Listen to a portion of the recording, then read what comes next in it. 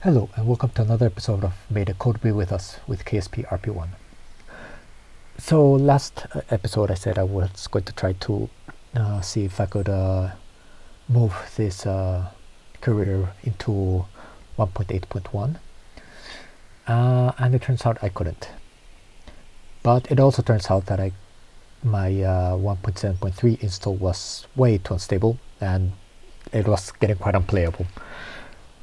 So I made the decision to move to 1.8.1 regardless, start again, and once I got to the point I was before, start recording episodes again. So here we are. Now I also have struggled with stability with this install, although it runs a lot smoother than 1.7.3. So far it has not been game breaking, but I'm still concerned about doing this while recording, so this is a test run. But if you're seeing this, it means that I've decided to continue recording these episodes.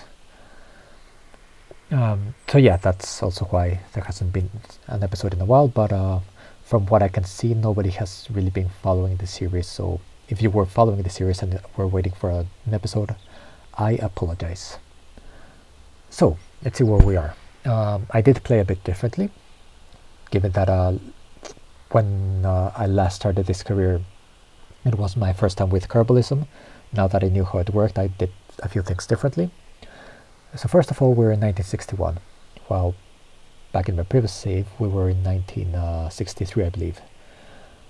I have placed a lot of, I have bought a lot of more upgrade points for Kerbal construction time. It seems that like accumulating money and not using it was a very big mistake, because the technology progression is way too slow, and if you want to, like, even with this, I'm not making I'm definitely not sending a manned capsule this year or anything, so I'm still behind like normal programs, and I'm still focusing more on probes, but still I think I won't make the Luna deadlines either.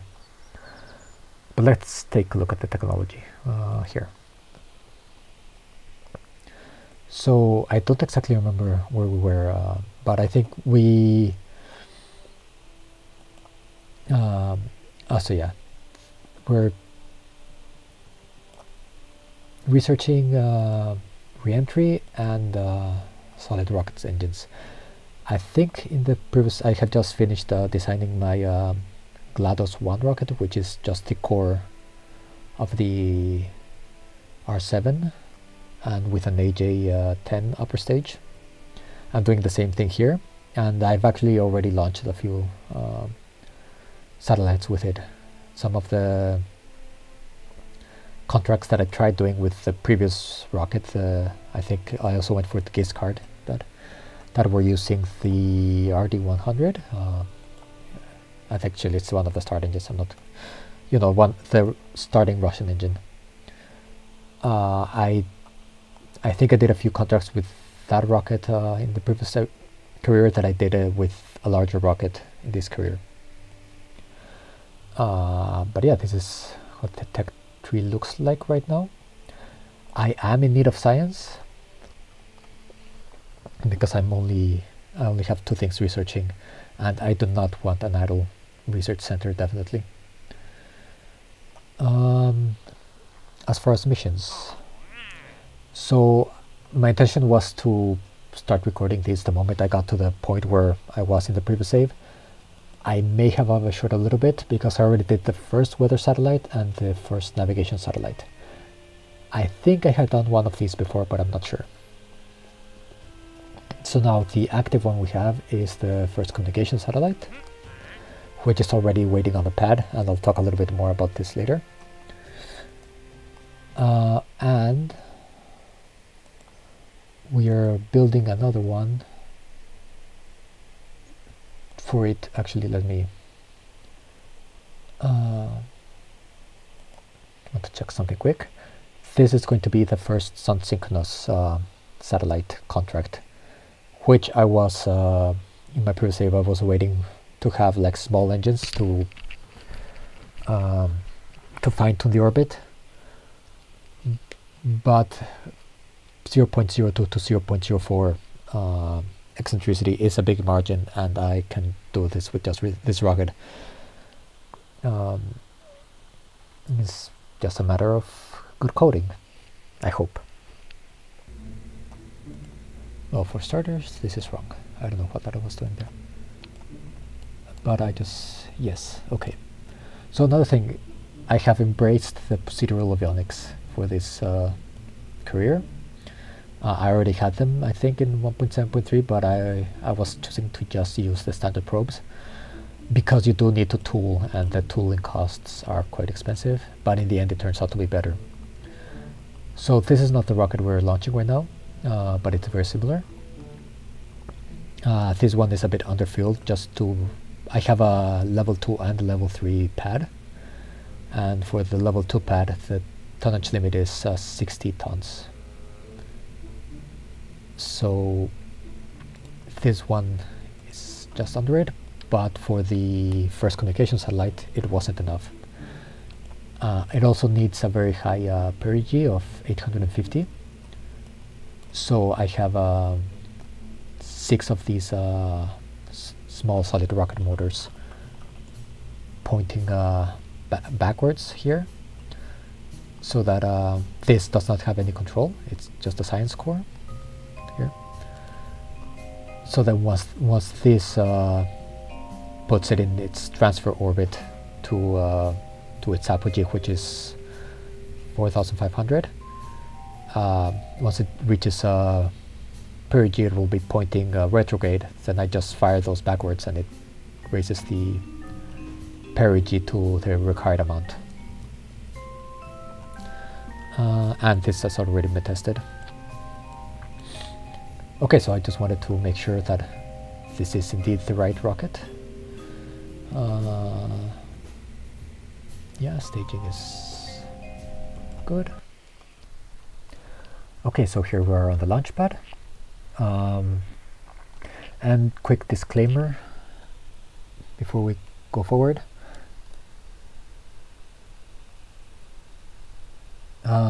Apparently I can no longer quick save.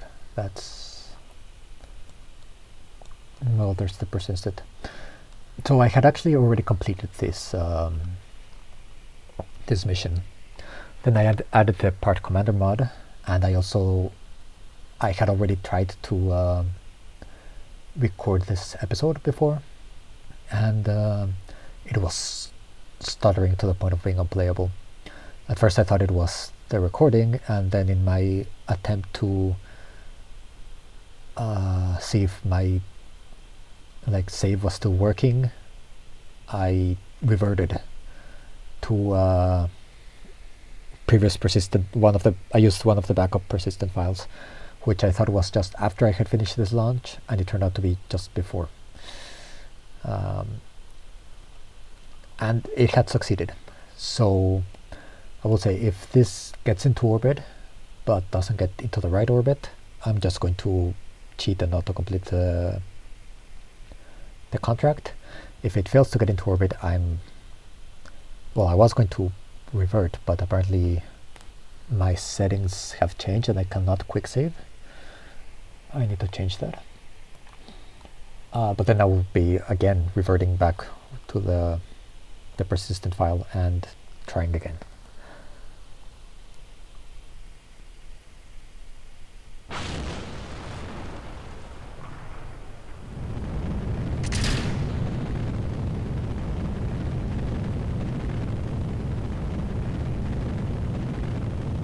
And we're off.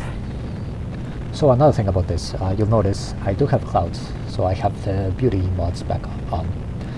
And this doesn't have anything to do with the stability of 1.8.1, but there was actually another screw up I did with my previous save. So as you probably have noticed, I'm doing this in Linux, and I'm still quite noobish at Linux.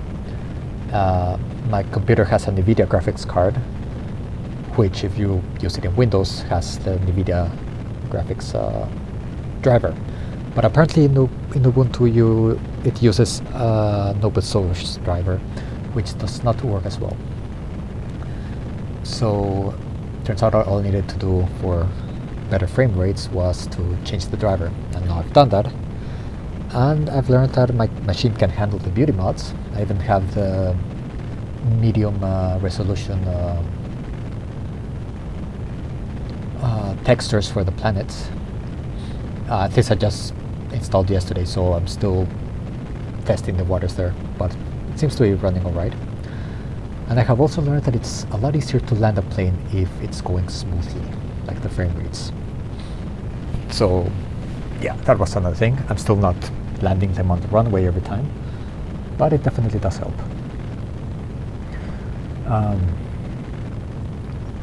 Anyway, so this rocket, actually, one thing I forgot to set,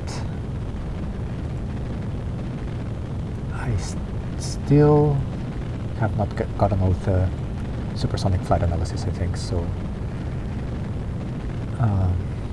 let's start that. Another thing I like about the Posito course is that you can put all the science instruments in there, and then you don't have to fumble around looking for them, especially without the part commander mod. That's going to be a blessing. Anyway, so the flight plan here, I realized this is the very limits of the what the rocket can do for this mission. So it's 4,500 kilometers apogee, 850 perigee, and 35 degrees inclination. The best profile for this, I'm going to launch this as if it were going in to low Earth orbit. So this first stage is going to bring us to an apogee of just 270 kilometers. Then the second stage is going to coast there, and near apogee is going to burn straight at the horizon in the same 58 degree direction. This is supposed to be 58, but it's not always perfect. And that should put us in the second stage should put us in an apogee of around 6,000, which is more than we need, but it makes it easier to raise the perigee, and we might as well just burn the entire stage. And then just release spin stabilize the satellite and release it. At that point, we will no longer have control, but then we're going to be pointing prograde and at our perigee. So then when we reach the apogee, the probe will be pointing retrograde, and with its the solid motors pointing in the opposite direction, it will burn us prograde. And last time I did it, it raised us to an apogee of around 1,000. So yeah, it should be enough, bar any failures or something.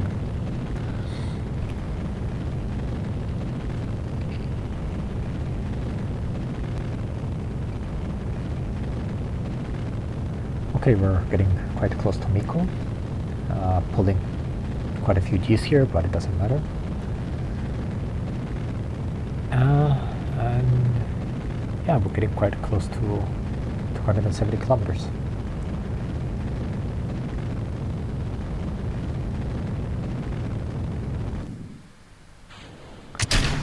Look at that, right on the spot.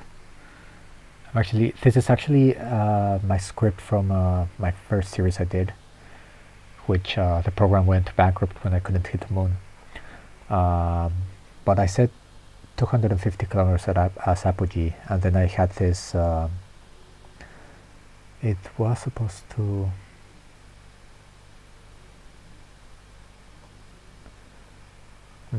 where is this part?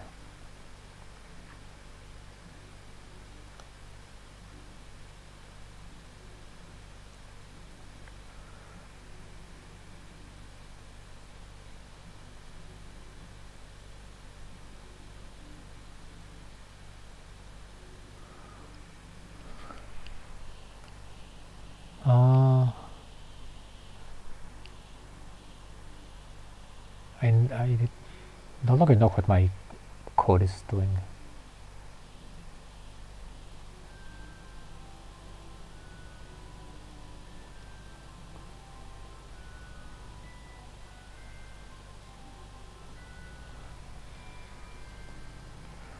was it?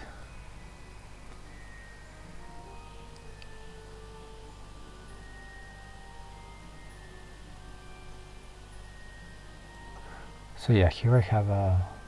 So this is the script I use for just launching into low Earth orbit. And well, here actually it should have gotten close to 260 kilometers, but for such a high thrust to weight ratio stage, 10 kilometers is not bad. And I thought that I passed that over to here. But how am I getting consistently this? I'll have to look into that later. I've been getting consistently like this apogee, and apparently it was just luck. Go figure. Anyway, oh yeah, we have very important experiments to run because we're running out of things to do on the research center. Now let's time warp to apogee.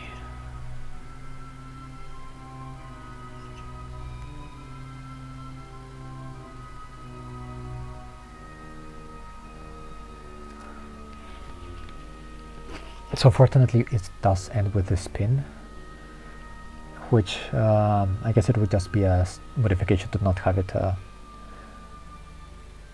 it hold attitude for the last couple of seconds of burn of the first stage instead of constantly correcting, but it's not too bad.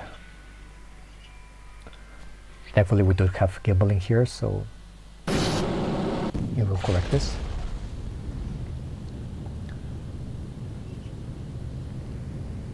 And there we go.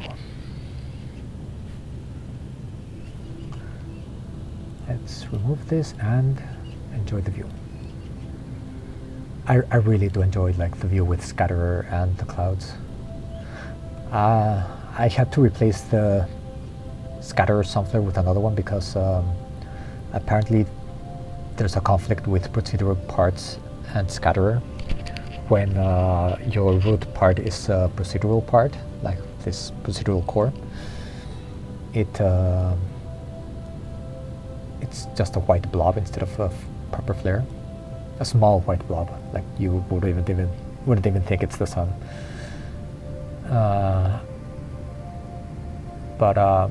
Yeah, it used flare replacer, which doesn't need scatterer, and it gave you a few options, but it was kind of hard just from the thumbnails to see which option was the best one. And I don't know, it's okay, I guess. I can always change to another one if I feel the need.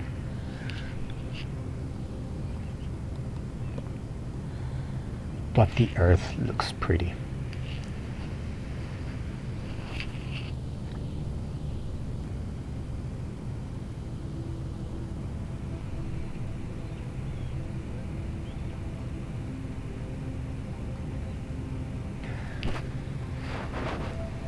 Okay, so now we're in orbit. Now we just need to reach the parameters. Also with Kerbalism, noticed learned this the hard way. This is the second time I'm flying these two experiments, and you need a minimum eccentricity of 0.04. So we're good on that right now, thankfully. And they need 90 days.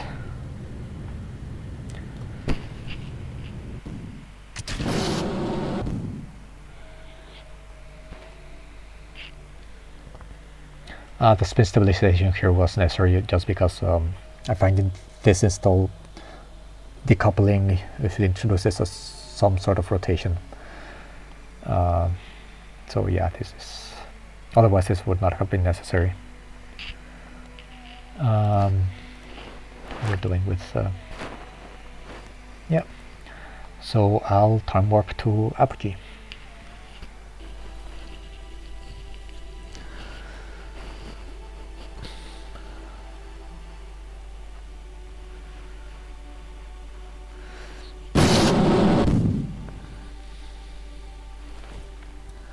Perfect. So yes, it started the countdown. Well, so let's talk about this probe. So this is procedural probe. This is just a science core that I've been using. It can hold I think up to 87 units of satellite payload. So I think I'm going to need a bigger one soon. But the next, it was good enough for the first weather and first navigation satellites. And this also, I will be launching this for the sun synchronous orbit. So now I'm thinking that I might cancel that one. Because I'm going to have a re-entry ability soon enough. And I still haven't done... I've done the film return camera around the BAMs in the KSC with orbital flights. But I haven't done anything else. And it's a good experiment to put in a polar orbit. And the sun synchronous is not quite polar, but it's close enough. So it's 95 to 99 degrees. I don't know if I would miss the poles on that one. So I have to think about it.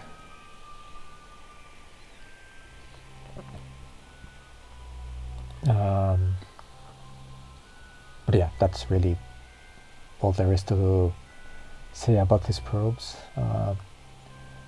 Can't do much. This is going to be useful as a communications aid. It is charging up. So okay, it's about to complete. Then go to the Space Center, and I'll decide whether or not to go through with the sun synchronous satellite or not. Okay, so I'm back at the Mission Control Center, and obviously if I'm not going to do the sun synchronous satellite right now, I'm going to repurpose the rocket that's being built for another mission. And these are my two options: early weather satellite and early navigation satellite. Now I'm looking at this one, and I might be able to get away with the same launch profile and just cut the motor before we get to 1,000 kilometer apogee. And the trick is for the retro rockets to have enough delta V to raise perigee to 800, and also for it to be precise enough not to raise this any further. But I think it should be able to do it. Now the other thing is, for this one we would definitely need to make an upper stage, but that shouldn't be too much of a problem either. And obviously this might also be able to be completed with a proper upper stage and not having to rely on precise solid rocket burns, which is a bit iffy. So I'm going to do some testing, and if I can get a good mission profile for either of this, I think I will do that first, and then the geostationary, not geostationary, sun synchronous, because sun synchronous is a good orbit to get to do experiments that are biome dependent, and I don't have any of them right now that don't need returning. So it might be better to just hold off on this. What's the payout though? It does pay better, but I think I need science more than fonts right now. But yeah, we got the contract. Also, let's yes, the communications network. I'm not going to do this right now.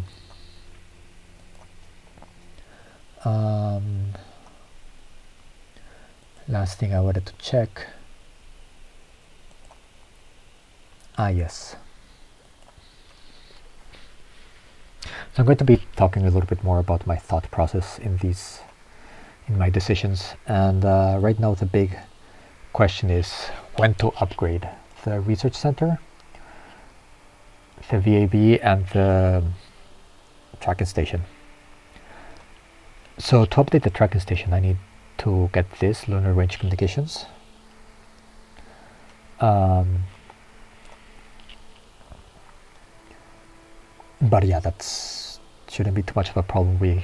I think it's going to be the next node that we unlock once we get the science from this previous launch. And then the thing I want to make sure is that I have enough money for the tracking station to buy the... Oh, it's only 10,000. Okay, yeah, so once... Yeah, I think this is the thing that if you unlock related engines such as the RD-108, which was I think 150,000, 120,000, something like that, then related engines become much cheaper. So this was also 120,000 or something, and now it's down to 10. So I'm just going to get this actually. I need to do a test run on it as well.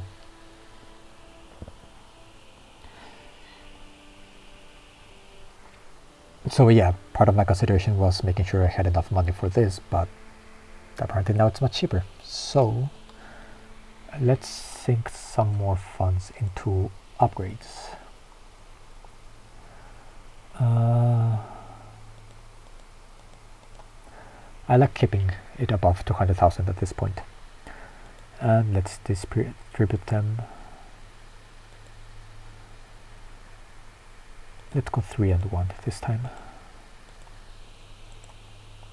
Because I have a good rate of research going on right now, and we're going to start to need to pump rockets a lot faster now. And yeah, obviously I should just save for this, but apparently when you upgrade, you get a 25% bonus on your current building rate. So it's better to upgrade with more upgrade points. That's something very, very redundant, already invested into the VAB. Okay, so I have some testing to do and I'll be back later. Okay, so I'm back, and here's what I've got. Not a lot of change superficially. There's another communications satellite contract that it seemed that this previous rocket was going to be able to, like the same mission profile would be able to complete it, because it was slightly lower apogee requirements but more commsat payload requirements, and it was just out of reach. And then for the other contracts, which it was within the capacity, the problem was that it had a very specific requirements on apogee and perigee and eccentricity, and with the thrust weight ratio of this upper stage, I just was not able to get them close enough. So I decided to add the generic 0.5 kilonewton thrusters, and actually it's a pleasant surprise that this one's gimbal. And it's quite weird because so from the thrusters you get from that node, it's this one, and this one. They're just named after the thrust they generate. And if you were to ask me which one can gimbal, this would be my last answer, especially because it kind of, if you put it on the node is kind of up here, not here. So this all goes into the tank. But it actually, the thrust vectoring is via jet vanes, the same way as the Redstone rocket engine, I think. So it's not actually gimbaling, but just thrust vectoring. So yeah, this is going to give us some measure of control, and it's a nice upper stage. So now I have rolled this rocket, but before we launch it, let's talk about a little bit about the plans for the future. Let me just, I came into the here just to remove nitrous oxide that I had here. Yeah, okay.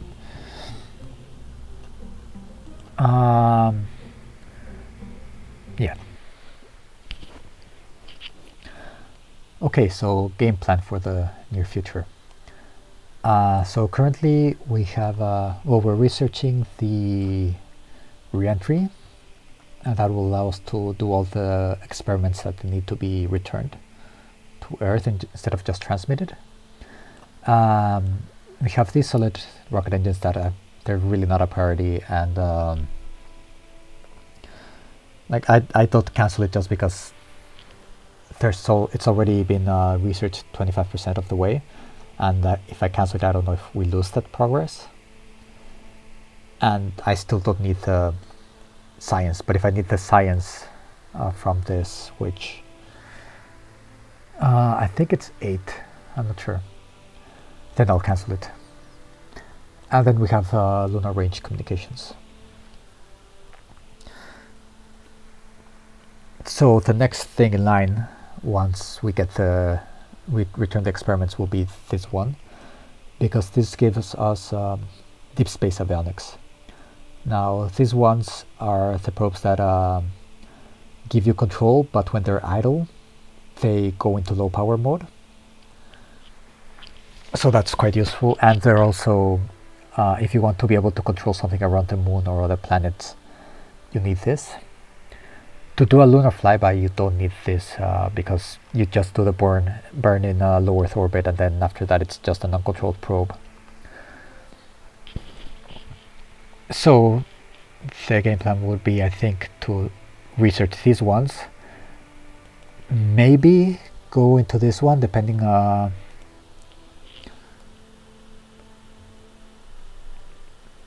yeah, I think well, does this one has,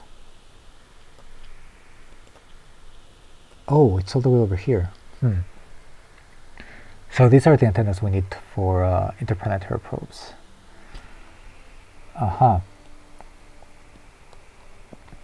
So for the moment it's going to be research these probes, maybe do these 2 nodes in communications, and then this will depend on when the next Venus and Mars transfer windows are, I think.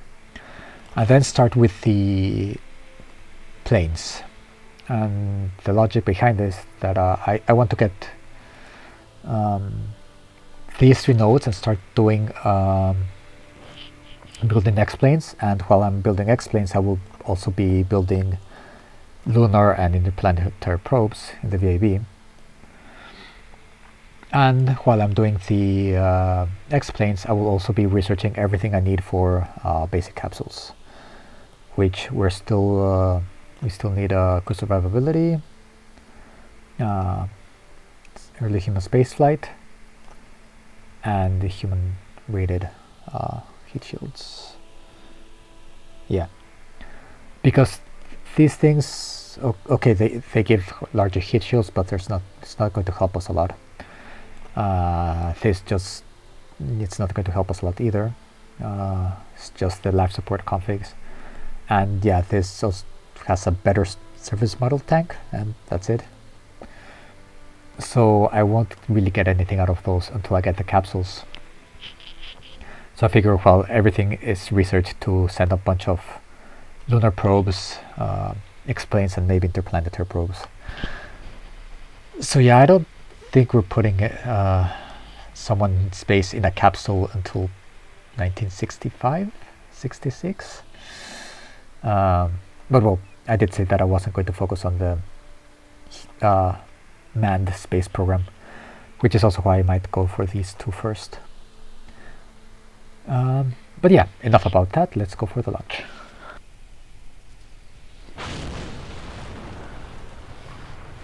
Okay, so here is our Timber 4, which I think I have to rename the number. Actually, let me limit the gimbal here. This rocket wiggles too much if I don't limit the gimbal. So I'm building another one of these. Because, well, if it fails, then I will already have a head start on building the next one. But also because, so entry, descent, and landing, it's going to be finished before this one is finished. So if this one succeeds, as it will hopefully be the case, then I can just use the rocket here and put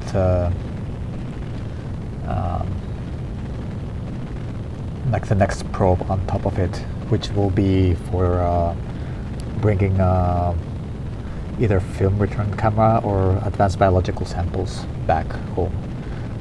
And also hopefully this will unlock the contract to bring something back from orbit, because I haven't seen it and I don't know if it's dependent on unlocking the technology requirements for it.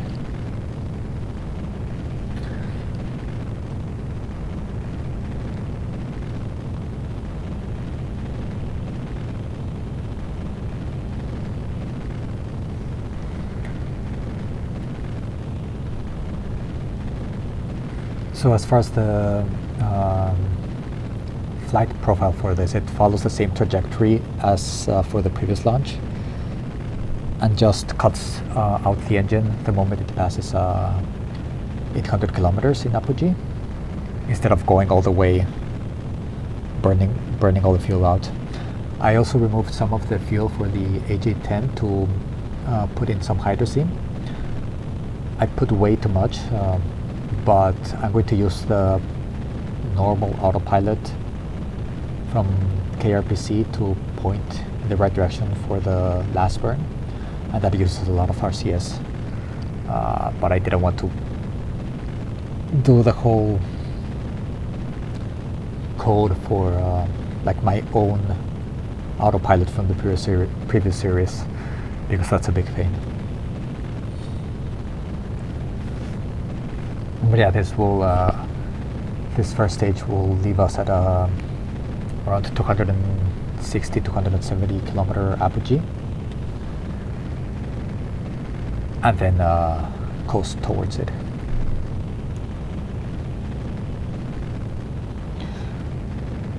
I think I have botched something with test light. It has been working. I have had failures in this install, but I'm not getting any data collected here. This is still the initial failure rate that I was getting, and I haven't had any failures of these two engines.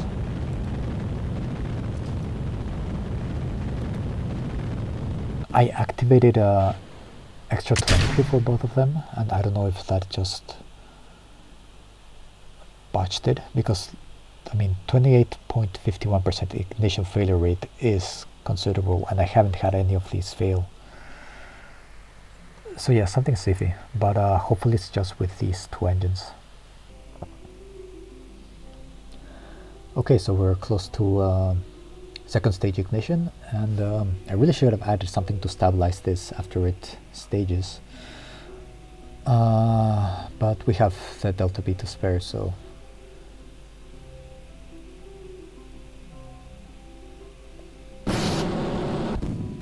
see, that's what I'm talking about. If test light would be working properly, this would have failed just because I mentioned that I haven't had any failures. You know, Murphy's Law. And not even Murphy's Law makes test light work, then there's something wrong.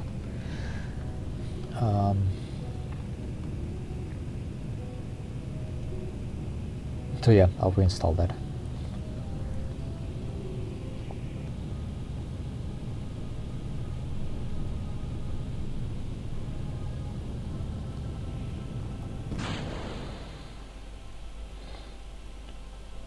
Okay,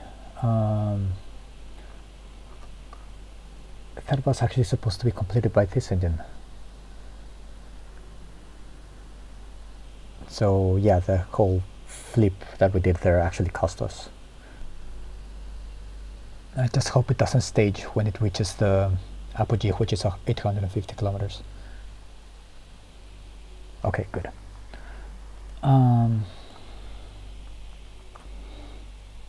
So I need to restart the script and direct it straight to this point.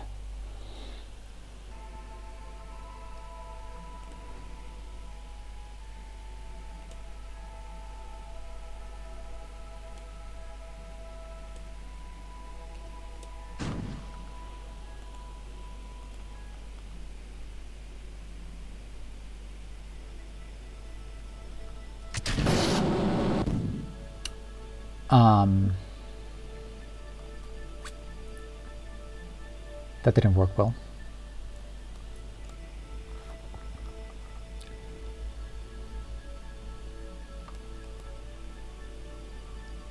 And that is keeping on burning. Interesting. Bye.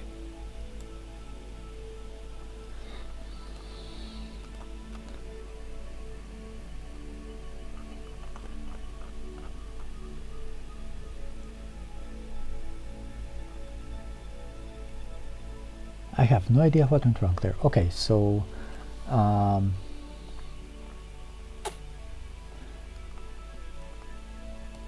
since this was already the same rocket as the previous launch, I'm going to launch the next rocket off camera, and then we'll come back next episode for a sample return mission. So yeah, but the game has been behaving relatively well, so I think I'm comfortable continuing the series. So thank you everyone for watching, and I will see you next time.